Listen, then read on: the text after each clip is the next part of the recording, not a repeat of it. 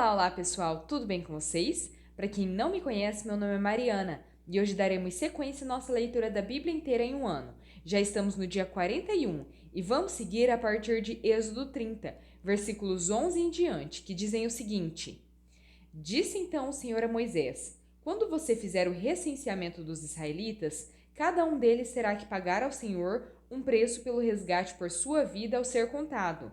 Dessa forma, nenhuma praga virá sobre eles quando você os contar. Cada recenseado contribuirá com 6 gramas, com base no peso padrão do santuário, que tem 12 gramas. Os 6 gramas são uma oferta ao Senhor. Todos os alistados da idade de 20 anos para cima darão ao Senhor essa oferta. Os ricos não contribuirão com mais, nem os pobres darão menos que 6 gramas, quando apresentarem a oferta ao Senhor como propiciação por sua vida. Receba dos israelitas o preço da propiciação e use-o para o serviço da tenda do encontro. Será um memorial perante o Senhor em favor dos israelitas, para fazerem propiciação por suas vidas. Disse então o Senhor a Moisés: Faça uma bacia de bronze com uma base de bronze para se lavarem. Coloque entre a tenda do encontro e o altar, e mande enchê-la de água. Arão e seus filhos lavarão as mãos e os pés com a água da bacia. Toda vez que entrarem na tenda do encontro, terão que lavar-se com água, para que não morram. Quando também se aproximarem do altar para ministrar ao Senhor, apresentando uma oferta preparada no fogo, lavarão as mãos e os pés para que não morram. Esse é um decreto perpétuo para Arão e os seus descendentes, de geração após geração.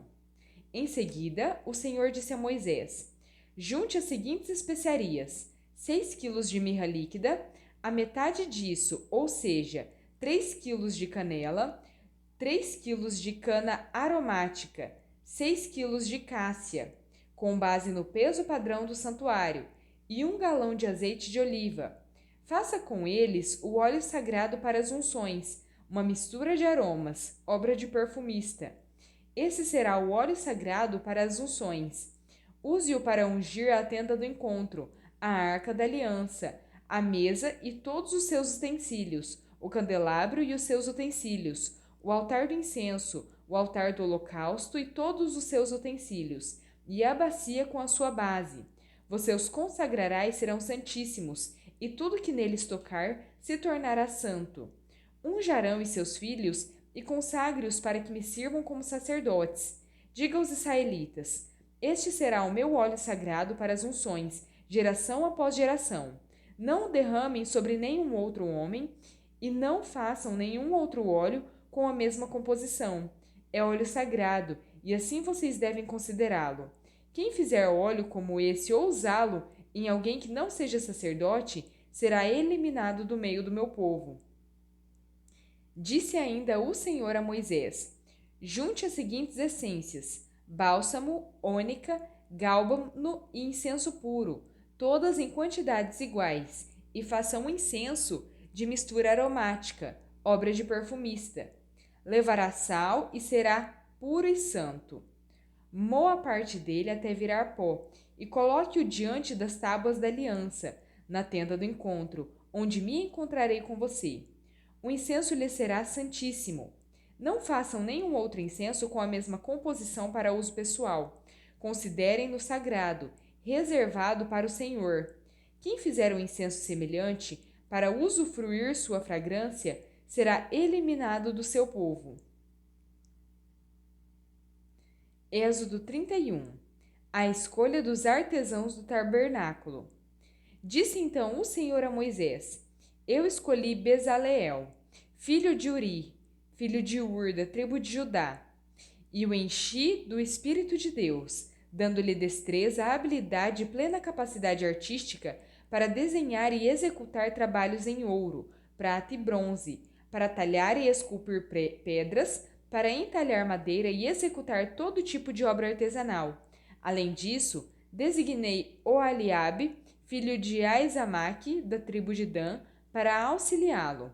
Também capacitei todos os artesãos para que executem tudo o que lhe ordenei: a tenda do encontro, a arca da aliança e a tampa que está sobre ela, e todos os outros utensílios da tenda, a mesa com seus utensílios, o candelabro de ouro puro e os seus utensílios, o altar do incenso, o altar do holocausto com os seus utensílios, a bacia com a sua base, as vestes litúrgicas, tanto as vestes sagradas para Arão, sacerdote, como as vestes para os seus filhos, quando servirem como sacerdotes, e o óleo para as unções e o incenso aromático para o lugar santo. Tudo deve ser feito exatamente como eu lhe ordenei. O dia de sábado.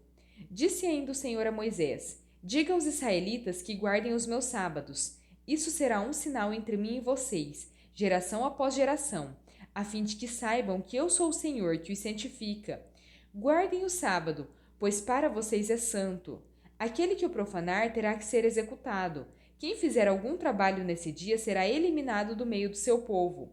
Em 6 dias qualquer trabalho poderá ser feito, mas o 7º dia é o sábado, o dia de descanso, consagrado ao Senhor. Quem fizer algum trabalho no sábado terá que ser executado. Os israelitas terão que guardar o sábado, eles e os seus descendentes, como aliança perpétua.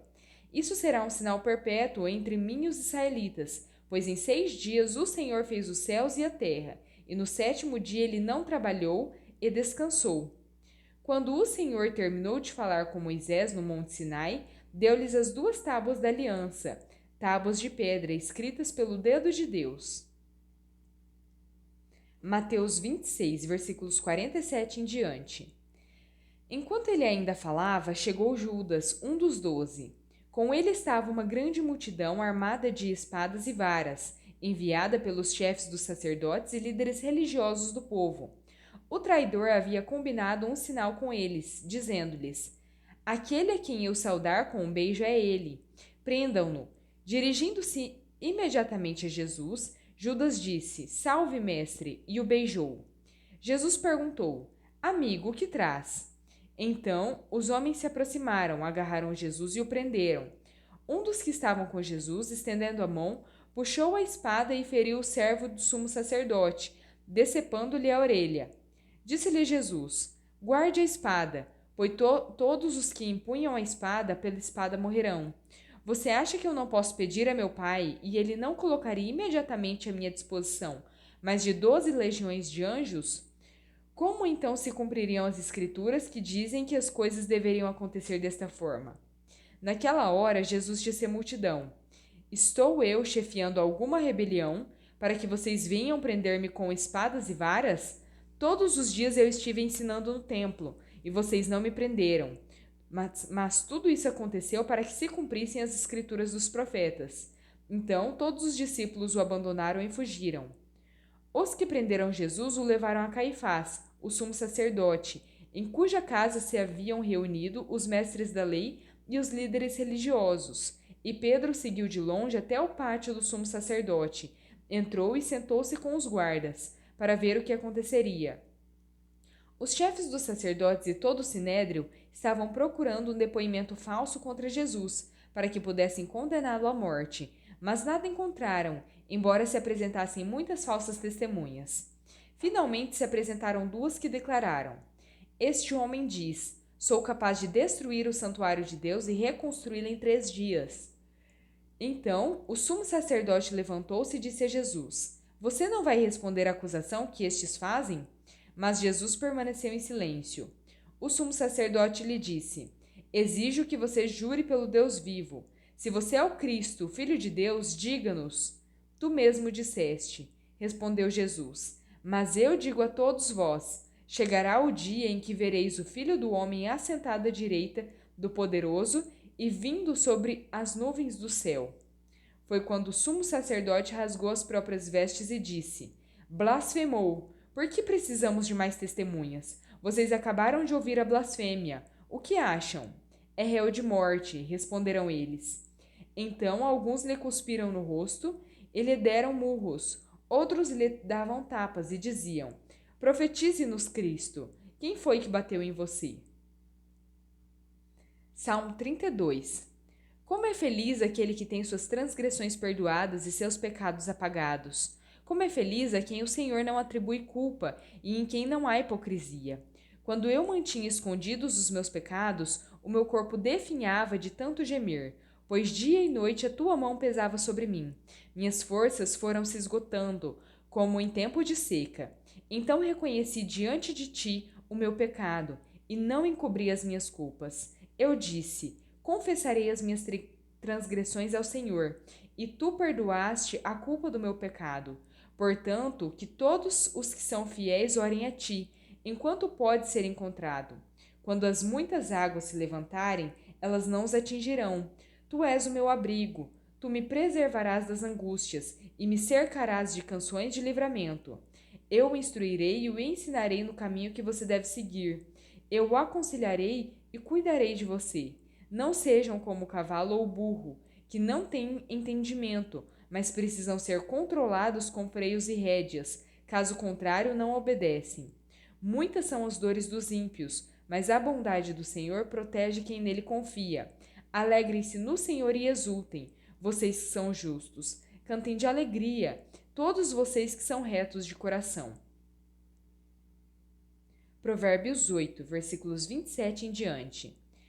Quando ele estabeleceu os céus, lá estava eu. Quando traçou o horizonte sobre a superfície do abismo, quando colocou as nuvens em cima e estabeleceu as fontes do abismo, quando determinou as fronteiras do mar, para que as águas não violassem a sua ordem, quando marcou os limites dos alicerces da terra, eu estava ao seu lado e era o seu arquiteto. Dia a dia eu era o seu prazer e me alegrava continuamente com a sua presença. Eu me alegrava com o mundo que ele criou e a humanidade que dava alegria. Ouçam-me agora, meus filhos, como são felizes os que guardam os meus caminhos. Bom, pessoal, terminamos por aqui a nossa leitura. Se você gostou, deixe aí o seu like, siga o canal para os próximos vídeos e também compartilhe com outras pessoas que vocês gostariam que conhecessem a palavra. Muito obrigada, fiquem com Deus e até a próxima!